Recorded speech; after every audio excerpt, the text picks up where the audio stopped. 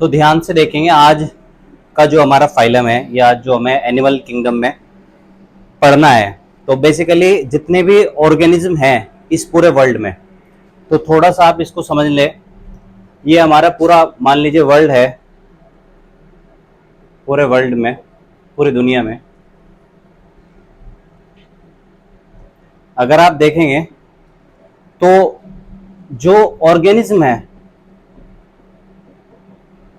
पूरी दुनिया में जितने भी ऑर्गेनिज्म है उन ऑर्गेनिज्म को कैटेगराइज किया गया, बांटा गया, क्लासिफाइड किया गया है। क्योंकि इतने सारे ऑर्गेनिज्म है, सभी ऑर्गेनिज्म को तो अलग अलग डिटेल से पढ़ा नहीं जा सकता। जब सभी ऑर्गेनिज्म को अलग अलग डिटेल से पढ़ा नहीं जा सकता, तो जो साइंटिस्ट है उन्होंने एनिमल्स को क्लासिफाइड करना शुरू कर दिया on the base of similar properties, similar characters, internal structure, external structures, सब चीज़ों को देखते हुए अंदर से बाहर से सारी स्टडी करने के बाद उन्होंने एनिमल्स को क्लासिफाइड करना शुरू कर दिया। पहले क्लासिफिकेशन में टू किंगडम थ्योरी आई। क्या आई? Two kingdom theory. Two kingdom theory के अकॉर्डिंग जो एनिमल्स होते हैं वो दो तरह के होते हैं पूरी दुनिया में। इसमें बताया गया ये जो टू किंगडम थ्योरी है ये लीनियस के थ्रू दी गई। लीनियस, कैरोलस लीनियस इन साइंटिस्ट का नाम था। इन्होंने बताया कि पूरी दुनिया में दो ही तरह के ऑर्गेनिज्म है, या तो प्लांट्स हैं या फिर एनिमल्स हैं।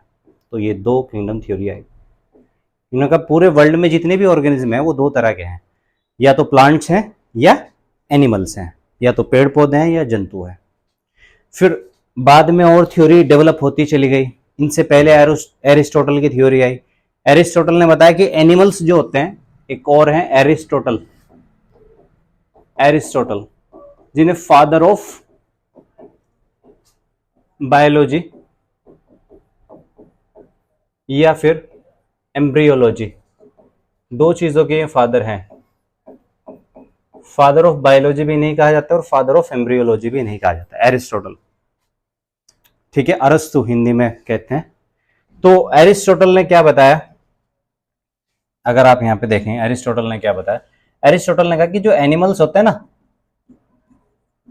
एनिमल्स, उनको भी आप दो तरीके से कैटेगराइज कर सकते हैं। उनकी भी दो कैटेगरी बन सकती है। एक बन सकती है एनीमिया, एनीमिया, और एक इनीमिया। एनीमिया में क्या आते हैं? ऐसे ऑर्गेनिज्म जिनमें रेड ब्लड नहीं होता, रेड ब्लड नहीं होगा, लैक ऑफ रेड ब्लड। और एनीमिया में ऐसे ऑर्गेनिज्म जिनमें रेड ब्लड होगा, जिनमें रेड ब्लड होगा, यस, रेड ब्लड पाया जाएगा, वो एनीमिया। फर्क सिर्फ आप देख सकते हैं एक ही वर्ड का है, ए और ई। ए एनीमिया, उसका अर्थ ही ये होता है, मीनिंग ये होता है खून की कमी, लैक ऑफ ब्लड। और एनीमिया का मतलब होता है ब्लड, ठीक है ना, ब्लड का होना, रेड ब्लड का होना। तो ये इसका क्लासिफिकेशन है। उसके बाद में फिर डेवलपमेंट हुआ, थोड़ा और समझ आया, और एक साइंटिस्ट आए 1969 में। अब देखिए 1969 नाम था साइंटिस्ट का, आर.एच. विटिकर।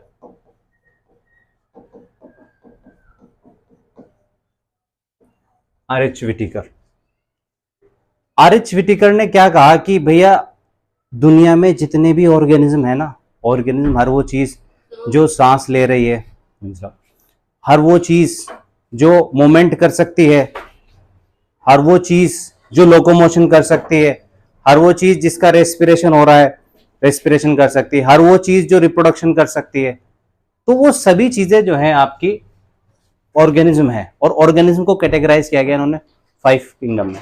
तो आर.एच. विटेकर ने दिया 5 kingdom theory, 5 kingdom theory.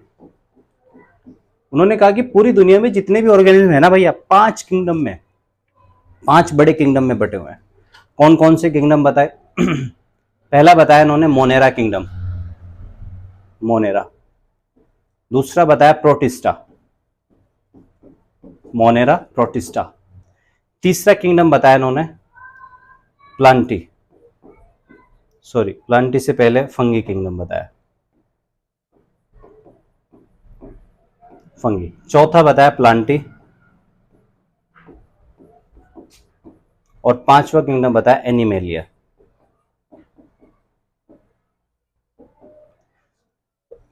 According to R H. Whittaker कि पूरी दुनिया के जितने भी ऑर्गेनिज्म हैं इन्हीं 5 किंगडम में आ जाते हैं। हालांकि exception is always there, exception है, वायरस के बारे में नहीं बता पाए कि वायरस को कहाँ रखना है। वायरस से छोटे पार्टिकल्स होते हैं वायरोइड्स, उनको नहीं बता पाए कि उनको कहाँ रखना है। वायरोइड से भी छोटे पार्टिकल्स होते हैं प्रियोन्स, उनको नहीं बता पाए कहाँ रखना है। तो कुछ चीज़ों को क्लासिफिकेशन में जगह नहीं मिली, लेकिन ज़्यादातर को जगह मिली। आज भी आर.एच. विटेकर की जो थ्योरी है वो वैल्यूएबल थ्योरी है, उसको माना जाता है कि हाँ भाई थ्योरी अच्छी है।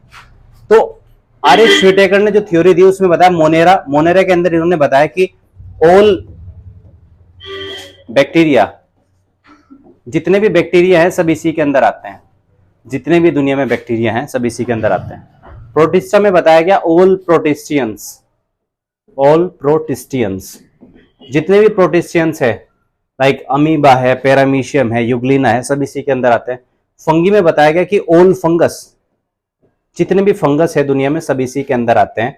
ऑल फंगस, जो फुई सुना होगा ना आपने नाम, माइसीलियम फुई लग जाती है रोटी पे, ब्रेड पे, अचार पे, तो वो ठीक है ना। और डेंड्रफ हो जाता है सर में, हमारे हेयर में, वो भी इन्हीं के अंदर आता है। और मशरूम देखा होगा आपने, ठीक है ना, सांप की छतरी बोलते हैं उसको।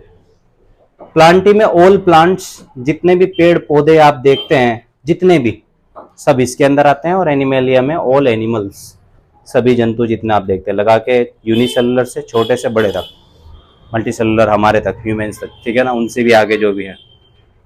तो ये आपको पूरे 5 किंगडम बताए गए। 5 किंगडम में हम पढ़ रहे थे एनिमेलिया किंगडम। एनिमेलिया किंगडम के अंदर आपको जो है यहाँ पर देखना है, इसके कुछ फाइलम्स होते हैं। टोटल एनिमल किंगडम को 11 फाइलम में बांटा गया है। कितने फाइलम में बांटा गया? 11। यानी कि एनिमल किंगडम के अंदर 11 फाइलम है, यानी कि किंगडम की भी ब्रांच चल गई। किंगडम थे ना 5 किंगडम, तो 5 में से जो एनिमेलिया किंगडम हम पढ़ रहे हैं उस एनिमेलिया किंगडम की 11 ब्रांच है। उस 11 ब्रांच में से हम यहाँ पर पढ़ रहे हैं फाइलम टीनोफोरा। कौन सा फाइलम पढ़ रहे हैं? टीनोफोरा। टीनोफोरा कहते हैं कॉम्ब, जेलीज और सी वॉलनट्स। नीट में क्वेश्चन बन गया। कैसे क्वेश्चन बना? Which organism is called sea walnuts? कौन से ऑर्गेनिज्म को सी वॉलनट्स कहते हैं? एग्जाम्पल में टीनोफोरा, प्लेटिहेल्मिन्थेस, ठीक है ना। इस तरीके से 4 ऑप्शन बना देगा आपका पोरीफेरा, तो आंसर क्या हो जाएगा? टीनोफोरा। टीनोफोरा को वॉलनट्स बोलते हैं। दूसरा क्वेश्चन नीट में क्या बनाएगा? दूसरा क्वेश्चन बनाएगा which organism are called comb jellies, या which organism are look like comb jellies. Comb समझ गया ना, कंघी जैसी जेली के जैसे कौन दिख रहा है। फिर से 4 ऑप्शन रख देगा आपके सामने, पोरीफेरा, प्लेटिहेल्मिन्थेस, ठीक है नहीं, उसके बाद में आर्थ्रोपोडा और टीनोफोरा। तो आप कौन से फाइलम पे आंसर लगाएंगे? टीनोफोरा पे। तो ये जो नाम होते हैं ना, जो आपको ऐसा लग रहा है कि ये तो बस जस्ट नाम ही है, इस नाम से भैया 2 क्वेश्चन बन सकते हैं, बल्कि 3 बन सकते हैं। Comb jellies are related from, किससे रिलेटेड है? फिर ऑप्शन बना देगा, ठीक है नहीं। या टीनोफोरा इज रिलेटेड फ्रॉम, फिर कॉम्ब जेलीज का आंसर दे देगा वहां ऑप्शन में। तो आपको दोनों चीजें याद होनी चाहिए, दोनों एक दूसरे से रिलेटेड है। इससे इसका क्वेश्चन बन सकता है, इससे घुमा के इसका क्वेश्चन पूछ सकता है। कंपटीशन बहुत है तो दिमाग को खुला रखना पड़ेगा आपको अपने। जर्नल कैरेक्टर देखते हैं टीनोफोरा के। जर्नल कैरेक्टर क्या है? What is the general character of Ctenophora? So you will see general characters में पहला कैरेक्टर्स जो है grades of organisation. Grades of organisation का मतलब होता है संगठन का स्तर, यानी कि बॉडी किस तरीके से बनी हुई है, किस लेवल पर आके बनी हुई है। सेल्स की बनी हुई है, टिश्यू की बनी हुई है, ऑर्गन की बनी हुई है, या बहुत सारे ऑर्गन्स की बनी हुई है, ऑर्गन सिस्टम की बनी हुई है।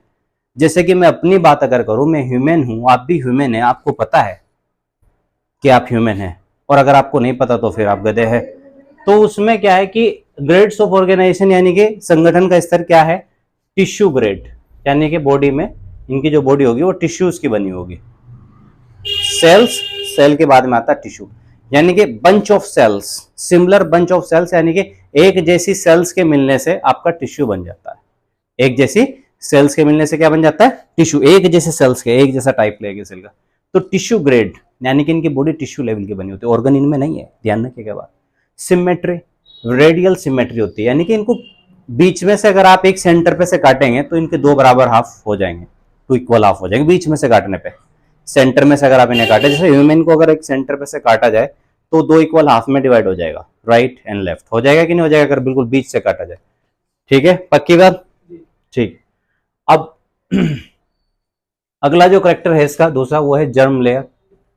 जर्म लेयर डिप्लोब्लास्टिक होते हैं, यानी कि 2 लेयर्स होती है। जर्म लेयर का मतलब जब ये एम्ब्रियोनिक स्टेज में होते हैं, एम्ब्रियोनिक स्टेज समझते हो ना, यानी कि जब ये यूट्रस के अंदर होते हैं, जब ये बन रहे होते हैं, जिस तरीके से ह्यूमन पहले जाइगोट बनता है फिर एम्ब्रियो स्टेज में आ जाता है, ठीक है ना, गैस्ट्रुला ब्लास्टुला इस तरीके से आता है ना एम्ब्रियोनिक स्टेज में। तो जब ये एम्ब्रियोनिक स्टेज में होते हैं, यहाँ पर ध्यान से समझना, तो इस पे 2 लेयर होती है, ठीक है ना, 2 लेयर होती है। एक एक्टोडर्म बोलते हैं, एक्टोडर्म, और एक होती है इसमें एंडोडर्म, यानी कि सिर्फ 2 ही लेयर होती है। यानी कि इनकी पूरी बॉडी की जो फॉर्मेशन है ना, पूरी बॉडी जो भी है, पूरा शरीर इनका, वो इन्हीं 2 लेयर से बनेगा, एक्टोडर्म और एंडोडर्म से, इन्हीं 2 लेयर से मिलकर बनेगा। तो ये 2 लेयर्स हो गई इनकी, 2 जर्मिनल लेयर्स, ये समझना। फिर अगला पॉइंट इनका सिलोम का कह रहा है, ठीक है ना। The next point is may be is third point, coelom. पहले आपको समझना है व्हाट इज सिलोम, सिलोम क्या है। सिलोम इस तरीके से मान लीजिए आप, यहाँ पर मैं आपको बताता हूँ, मान लीजिए ये एक ह्यूमन की एलिमेंट्री कैनाल है, should be change colour, human alimentary canal,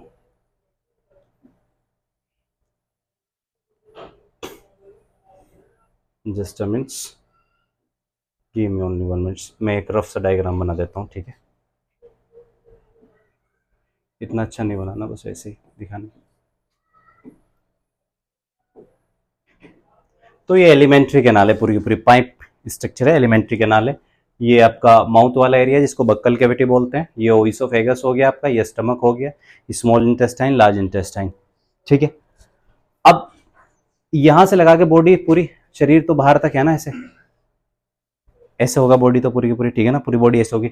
अब देखो बॉडी के बीच में और इस एलिमेंट्री कैनाल के बीच में जो खाली जगह बची, यानी कि बॉडी की हमारी जो एक्सटर्नल लेयर है, लेयर से लगा के गट तक के जो एरिया बचेगा, लेयर से गट तक का जो एरिया बचेगा, इस एरिया को क्या बोलेंगे, सिलोम। क्या बोल देंगे इसको, सिलोम बोल देंगे। तो गट से लगा के बॉडी लेयर, ये क्या है आपकी बॉडी लेयर, बाहर की जो बॉडी है आपकी, शरीर की जो बॉडी है, बॉडी लेयर, बॉडी लेयर तक की जो डिस्टेंस है, उस डिस्टेंस को सिलोम बोलते हैं। अब जिन एनिमल्स में ये होती नहीं है, यानी कि ये एरिया नहीं होता है, खाली जगह नहीं होती, उन्हें बोलते हैं एसिलोमेट, कि कोई सिलोम होगी नहीं, कोई खाली जगह नहीं होगी। एक ऑर्गेनिज्म ऐसे होते हैं स्यूडोसिलोमेट, यानी कि थोड़ी बहुत होती है, लेकिन ऐसा लगता है होती है, लेकिन एक्चुअल में नहीं होती है। कोई चीज होती है लेकिन नहीं होती, तो आप उसे स्यूडो बोलते हैं, झूठा, कि लग तो रहा है लेकिन है कुछ नहीं, झूठा इंसान, लग रहा है इतना करोड़पति है कुछ भी नहीं इस पे, झूठा इंसान, स्यूडो, ठीक है नहीं। तो वैसे यहाँ पर स्यूडोसिलोमेट वाले भी होते हैं। एक वो होते हैं जिनमें होती है सिलोमेट, जैसा ह्यूमन, हमारी बॉडी में है एलिमेंट्री कैनाल और हमारी बॉडी वॉल के बीच में जगह है, गैप है, तो ये जो गैप है इसको हम सिलोम बोलेंगे, और सिलोम है तो सिलोमेट एनिमल्स कहलाएंगे। क्या कहलाएंगे, सिलोमेट। इससे क्वेश्चन पूछ लेता है कि ये फाइलम सिलोम है या नहीं है, ठीक है नहीं, विच ऑर्गेनिज्म आर सिलोमेट, कौन सा ऑर्गेनिज्म सिलोमेट है, 4 ऑप्शन रख देगा, 4 में से एक रख देगा ऐसा जिसमें सिलोम होगी, 3 ऐसे रख देगा जिनमें नहीं होगी। तो क्या है इसका मतलब, आपको सारे फाइलम में पता होनी चाहिए कि किसमें सिलोम है किसमें सिलोम नहीं है, फिर आप एकदम आंसर दे पाओगे नीट में। तो बड़ा समझने का खेल है यहाँ पर थोड़ा सा। तो इनमें एसिलोमेट है, एसिलोमेट का मतलब अभी मैंने बताया था आपको, भी जस्ट एक्सप्लेन करा, एसिलोमेट का मीन्स है नो सिलोम, कोई सिलोम नहीं होगी, यानी कि बॉडी के और एलिमेंट्री कैनाल के बीच में कोई जगह नहीं होगी। इज देयर एनी प्रॉब्लम, यहां तक की कोई समस्या तो नहीं है, ठीक है। आगे इसका जनरल कैरेक्टर्स ये है टिनोफोरा के, हैबिट एंड हैबिटेट। हैबिट कहते हैं ना, व्हाट्स योर हैबिट, आपकी आदत क्या है, मेरी आदत तो कुछ भी नहीं है, आप ऐसा कह सकते हैं, लेकिन सबकी कुछ ना कुछ तो आदत होती है, बस कुछ आदतें बताई जाती है और कुछ छुपाई जाती है, ठीक है। तो इनका हैबिट एंड हैबिटेट देखना, तो इनकी हैबिट भी यही है और हैबिटेट भी है कि ये मेराइन होते हैं, समुद्र में पाए जाते हैं, गहरे डीप ओशंस में पाए जाते हैं, जहाँ पर डार्कनेस हो जाती है, यानी कि अंधकार हो जाता है, वहाँ पर सोलिटरी एंड पेलेजिक फॉर्म में पाया जाता है, ठीक है ना।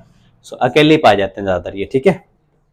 उसके बाद में जो है इनके बारे में देखते हैं डाइजेस्टिव सिस्टम, अगला पॉइंट इनका है डाइजेस्टिव सिस्टम। तो डाइजेस्टिव सिस्टम पूरा आपको पता है, एलिमेंट्री कैनाल वाला जो सिस्टम है ये देखना, इनकम्प्लीट डाइजेस्टिव सिस्टम होता है। इनकम्प्लीट डाइजेस्टिव सिस्टम का मतलब देखो, 2 तरह के डाइजेस्टिव सिस्टम हो सकते हैं, कंप्लीट, इनकम्प्लीट। अभी जो मैंने यहाँ पर ये आपको डायग्राम बना के दिखाया, ये कंप्लीट डाइजेस्टिव सिस्टम का एग्जाम्पल है, किसका है, कंप्लीट डाइजेस्टिव सिस्टम, ह्यूमन के एलिमेंट्री कैनाल है ना, तो ये कंप्लीट डाइजेस्टिव सिस्टम है, कंप्लीट डाइजेस्टिव सिस्टम। अब आप कहेंगे सर कंप्लीट क्यों कह रहे हैं आप, इसको इनकम्प्लीट क्यों नहीं कह रहे? भैया हम कंप्लीट इसको इसलिए कह रहे हैं क्योंकि इसमें 2 ओपनिंग है। कितनी ओपनिंग है? 2 ओपनिंग, 2 ओपनिंग है इसमें। कौन कौन सी 2 ओपनिंग है आपको क्लियरली दिखाई दे रही होगी, एक माउथ और एक ये दिखाई दे रहा है आपको एनस। यानी कि खाने और निकालने का रास्ता दोनों अलग है, आम भाषा में कहे मतलब आदमी खाएगा किसी और रास्ते से और जो वेस्ट बनेगा वो निकलेगा किसी और रास्ते से, तो दोनों है। और इनकम्प्लीट जिनमें होती है उनमें क्या होता है, माउथ भी वही और एनस भी वही, ठीक है। तो मुंह का काम भी वही करेगा, एनएस का भी काम। जैसा हाइड्रा है, हाइड्रा में वो खाएगा भी मुंह से ही और जब वेस्ट बनेगा वो भी मुंह से बाहर निकालेगा, तो इनकम्प्लीट डाइजेशन है। तो आई होप आपको कंप्लीट डाइजेशन और इनकम्प्लीट डाइजेशन का मतलब समझ में आ गया है, आया कि नहीं आया?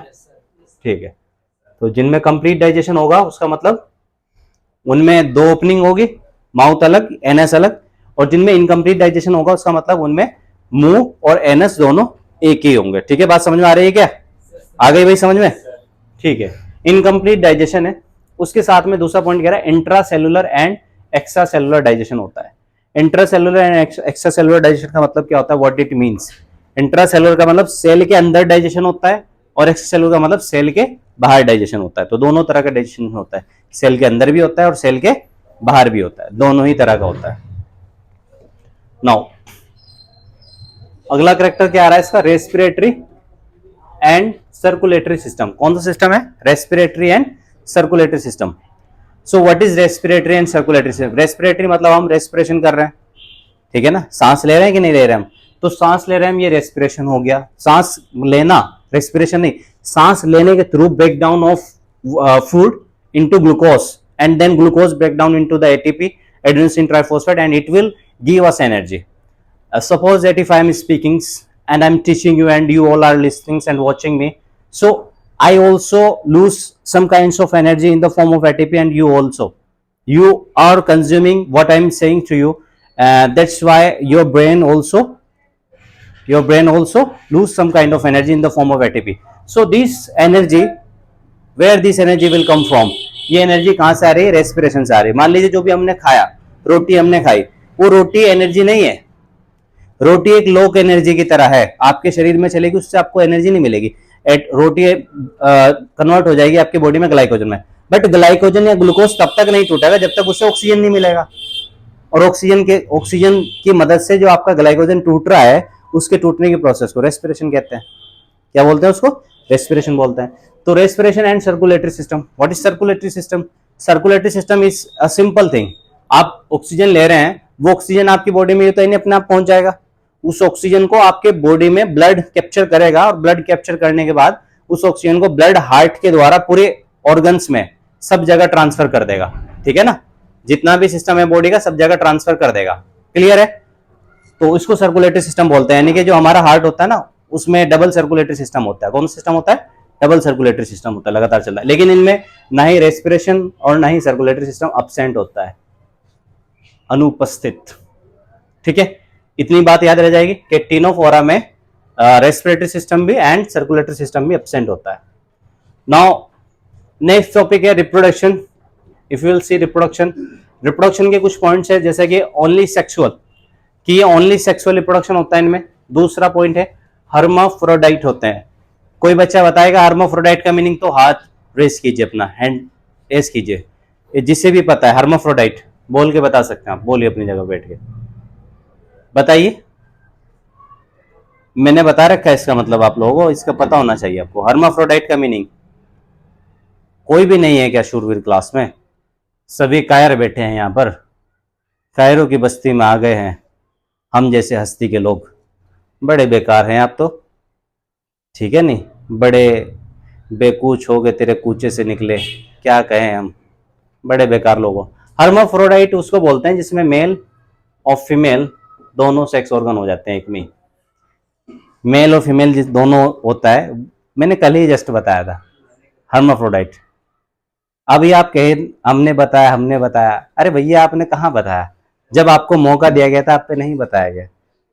हाँ, नहीं बताया गया, आज तो आप पे नहीं बताया गया ना। अभी वीडियो सभी लोग देखेंगे, आपकी बेइज्जती होगी। ठीक है, समझ में आया? तो हर्माफ्रोडाइट मेल एंड फीमेल दोनों सेक्स ऑर्गेनिज्म में होते हैं। तीसरा पॉइंट यहाँ पर है एक्सटर्नल फर्टिलाइजेशन, कि इनमें जो फर्टिलाइजेशन होता है वो एक्सटर्नल होता है, मतलब बॉडी से बाहर होता है। जैसे कि हमारी देखिएगा आप, फर्टिलाइजेशन इंटरनल होता है। कैसे? जो जाइगोट बना वो माँ के पेट में बना, मतलब एक तरीके से फेलोपियन ट्यूब में होता है। फिर जाइगोट फेलोपियन ट्यूब में बनने के बाद में वो जब आपका 32 सेल्स का हो जाता है तो वो इम्प्लांट होता है इनटू द यूट्रस, यानी कि मदर के वूम में। देन उसके बाद में 9 मंथ्स तक उसकी प्रोसेस होती है पूरी कंप्लीट। तो पूरा बच्चा जो बन रहा है वो पेट में बन रहा है ना, अंदर इंटरनल फर्टिलाइजेशन है। बट इनमें फर्टिलाइजेशन इंटरनल नहीं होता, ये एक्सटर्नल फर्टिलाइजेशन होता है। कैसा होता है? एक्सटर्नल। एक्सटर्नल समझ गए ना, बॉडी से बाहर जो फर्टिलाइजेशन वो एक्सटर्नल है। डेवलपमेंट इज इनडायरेक्ट, समझ रहे हैं? हमारा जैसे डायरेक्ट डेवलपमेंट हो रहा होगा, इनका इनडायरेक्ट हो रहा है, क्योंकि बाहर हो रहा है इसलिए इनडायरेक्ट हो रहा है। तो सिंपल बेसिक फॉर्मेट। देन उसके बाद में इसके कुछ यूनिक फीचर, हर किसी के एक यूनिक फीचर होते ही हैं। तीनों फोरा, हर इंसान के एक यूनिक फीचर होते हैं। इंसान का भी एक यूनिक फीचर है ना? हर इंसान का एक यूनिक फीचर है, कुछ ना कुछ खास बात होती है उसमें, ठीक है ना? मैं तो ढूंढने में ज़माने में वफा निकला, पता चला कि गलत लेकर ये पता निकला। तो मतलब देख रहे हैं आप लोग कैसे कैसे हो रहे हैं, बड़ा खतरनाक है। बता रहे हर्माफ्रोडाइट और पता है नहीं ने, और कह रहे हैं कि हमने बताया। तो बड़े खतरनाक लोग हैं भैया, बच के रहना इनसे। यूनिक फीचर में देखेगा, पहला पॉइंट क्या है? Locomotion is by 8 vertical external rose of chelated कॉम्प्लेट्स, यानी कि इनकी जो लोकोमोशन होती है, लोकोमोशन देखो दो तरह की चीजें होती है, मोमेंट एंड लोकोमोशन। मोमेंट मैं ऐसे कर रहा हूँ, अपना हैंड रेस कर रहा हूँ, ये हिला रहा हूँ, तो this is moment. And locomotion में मैं अपना लोकेशन चेंज कर देता हूँ मोमेंट के जरिए से, moment plus change the location. तो जब मैं मोमेंट प्लस चेंज लोकेशन करता हूँ, लोकेशन बदल देता हूँ, तो दैट इज कॉल्ड लोकोमोशन। सो यहां पर आप देख सकते हैं इसमें 8 वर्टिकल एक्सटर्नल लोज होती है। वर्टिकल समझ गए ना, सीधी सीधी 8 होती है, ये दिखाई दे रहा है ना, 8 कॉम्ब होती है, कंघी के जैसी स्ट्रक्चर होती है, वर्टिकल कॉम्ब प्लेट्स बोलते हैं। और टेंटिकल्स प्रेजेंट होता है, यानी कि जो कॉम्ब होती है ना, इनके ऊपर टेंटिकल्स होते हैं। टेंटिकल समझ गए ना, कांटे निकले रहते हैं, कल भी मैंने आपको बताया था इसके बारे में। देन उसके बाद में यूनिक फीचर में अगला पॉइंट आता है, they have the ability to emit light from the body. इसको बोलते हैं बायोल्यूमिनेशियस, बायोल्यूमिनेशंस। तो अपनी बॉडी से लाइट इमिट करते हैं, यानी कि चमकदार होते हैं भैया, अंधेरे में देख सकते हो आप। जुगनू देखा आपने? जुगनू पहले लोग क्या करते थे जब ट्रेवल करते थे, यात्राएं करते थे, बहुत एंशिएंट टाइम की बात बता रहा हूं मैं। तो मान लीजिए फायर चला के चले, तो फायर बुझ भी सकती है, बारिश हो रही तो कहीं, तो लोग क्या करते थे, जुगनू को पकड़ के रखते थे और उनको एक किसी चीज में बंद कर लेते थे, ठीक है ना, जाली जैसे किसी प्रोडक्ट में बंद कर लेते थे, और फिर उनको लेके चलते थे उनसे रोशनी करके। क्योंकि जुगनू बायोल्यूमिनेशंस एक एनिमल है जो चमकता है अंधेरे में, तो उससे रोशनी हो जाती थी और उस रोशनी के सहारे से लोग चलते थे। आजकल तो फ़ोन में टॉर्च आ गई है, खैर इस चीज़ का इस्तेमाल बंद होता जा रहा है धीरे धीरे। तो ये चमकदार होते हैं। समुद्र में बताया ना मैंने कि डीप ओशंस में होते हैं, जहाँ लाइट नहीं पहुँच पाती, अंधेरा होता है, लेकिन वहाँ पर भी चमकते हैं, ठीक है? देख रहे हैं ना चमकदार कैसे दिखाई दे रहे हैं। देन उसके बाद में इसके कुछ एग्जाम्पल्स हैं आपके, प्लूरोब्रैकिया ये एग्जाम्पल है इसका। एक आपका टीनोप्लाना, टीनोप्लाना से क्वेश्चन आया हुआ है नीट में, तो दिस इज इंपॉर्टेंट। नीट में टीनोप्लाना से क्वेश्चन पूछा गया है। टीनोप्लाना क्या है? टीनोप्लाना, ठीक है। फिर यहाँ पर इसका एक ग्लैंस देख लेते हैं, ग्लैंस शॉर्ट में क्या आपने बताया क्या नहीं। तो grades of organisation tissue level का है, यानी कि इनकी बॉडी टिश्यू की बनी होती है। सिमेट्री इनमें रेडियल होती है, किसी एक सेंटर से काटेंगे तो 2 इक्वल हाफ में कट जाएगा। और जर्म लेयर इनमें डिप्लोब्लास्टिक होती है, यानी कि जब एम्ब्रियोनिक स्टेज में होता है तो 2 लेयर होती है इन पे बस, एक एक्टोडर्म और एक एंडोडर्म, मेसोडर्म नहीं होती, एक्टोडर्म एंडोडर्म। जिनमें मेसोडर्म भी हो जाती है उनको बोलते हैं ट्रिप्लोब्लास्टिक। क्या बोलते हैं? ट्रिप्लोब्लास्टिक। सिलोम इनमें होती नहीं, एसिलोमेट होते हैं। मेराइन होते हैं, ज्यादातर समुद्र में पाए जाते हैं, ठीक है ना। डाइजेशन इनकम्प्लीट होता है इनमें, सेलुलर इंट्रासेलुलर होता है। रेस्पिरेटरी सिस्टम नहीं होता, सर्कुलेटरी सिस्टम भी नहीं होता है, ठीक है। रिप्रोडक्शन ओनली सेक्सुअल होता है, हर्माफ्रोडाइट होते हैं, यानी कि मेल फीमेल दोनों इनमें होते हैं। यूनिक फीचर में मैंने बता दिया, लोकोमोशन 8 वर्टिकल एक्सटर्नल रो से होती है, जो सिलेटेड कॉम्प्लेट्स होती हैं। टेंटिकल्स इनमें प्रेजेंट होते हैं, ठीक है ना। और बायोल्यूमिनेशंस होते हैं, चमकदार होते हैं यानी कि। फिर इनके एग्जाम्पल मैंने आपको बताया, एक टीनोप्लाना और एक प्लूरोब्रैकिया, ठीक है ना। तो इनसे क्वेश्चन आ सकता है। आई होप आपको जो है सभी समझ में आ गया होगा अबाउट टीनोफोरा। सो ये आप जो है स्टडी जो बच्चे नीट की कर रहे हैं, तो मैं आपसे यही उम्मीद करता हूँ कि आप हमारी वीडियो को जो है ना दूसरे बच्चों तक भी जरूर पहुँचा दें, ठीक है ना, जो नीट की स्टडी कर रहे हैं, पढ़ाई कर रहे हैं। Thank you so much.